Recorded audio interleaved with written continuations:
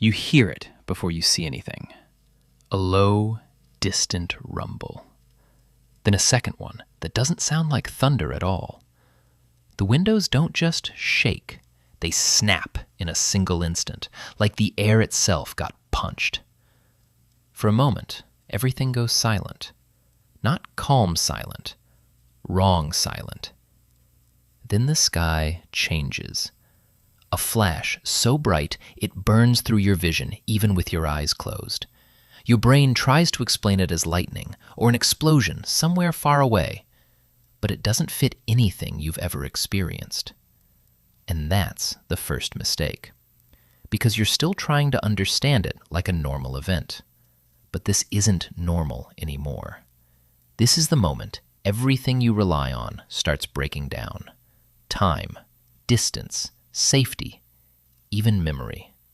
And what you do in the next few minutes decides whether you survive the next 24 hours or don't make it past the first night. You step outside without thinking, not because it's safe, but because your brain is searching for answers it can't find indoors.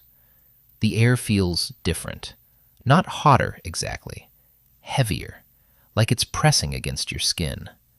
People around you are frozen in confusion. Some are filming, some are calling names. Others are just staring at the horizon like it will explain itself if they wait long enough. Then it hits.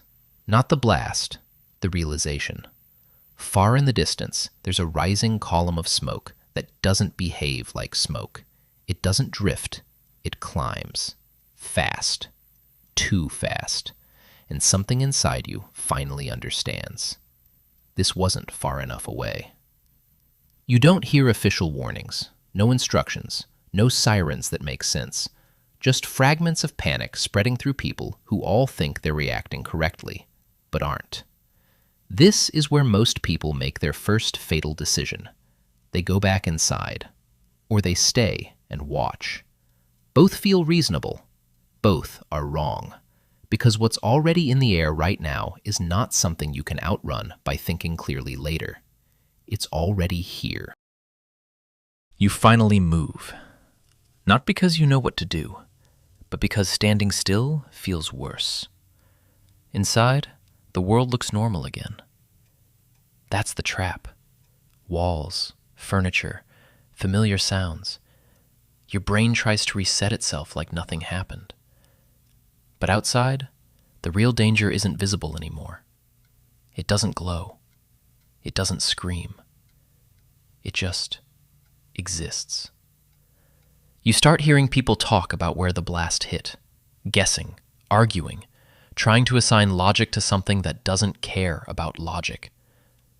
And then someone says it. We should be safe now. That sentence spreads fast. It sounds comforting. It sounds final. It's also one of the most dangerous assumptions in this entire situation. Because what follows a nuclear blast isn't just destruction. It's contamination that moves silently through everything you still think is safe. Air, dust, clothing, surfaces, water. And the mistake isn't ignorance. It's confidence.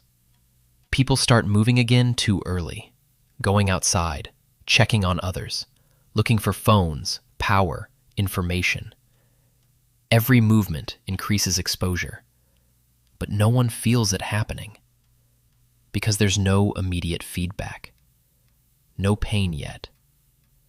That delay is what kills.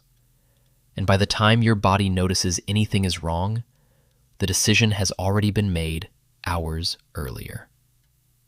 You find somewhere that feels stable, a building that still has structure, people gathering inside, someone trying to organize information from a battery-powered radio. This is where survival feels possible again. But survival in situations like this doesn't fail because of collapse. It fails because of assumptions.